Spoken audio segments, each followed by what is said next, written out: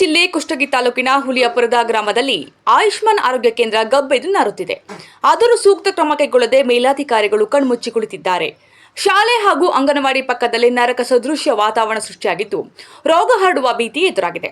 ಇನ್ನು ಆಯುಷ್ಮಾನ್ ಆರೋಗ್ಯ ಕೇಂದ್ರಕ್ಕೆ ಅನಾರೋಗ್ಯದಿಂದ ಗುಣಮುಖರಾಗಲು ಬಂದು ಮತ್ತೊಂದು ಕಾಯಿಲೆ ಹೊತ್ತು ಹೋಗುವ ಭಯದಲ್ಲಿ ರೋಗಿಗಳಿದ್ದಾರೆ. ದುರ್ವಾಸನೆಯಲ್ಲೇ ಅಲ್ಲಿನ ಸಿಬ್ಬಂದಿ ಕೂಡ ಕಾಲ ಕಳೆಯುವಂತಾಗಿದೆ.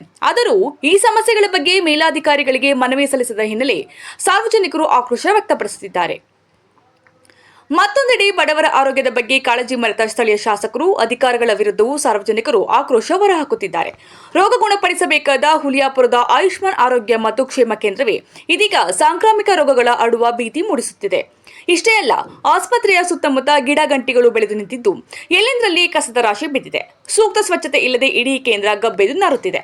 ಮೂಲಸೌಕರ್ಯಗಳಂತೂ ಮರೀಚಿಕೆಯಾಗಿವೆ.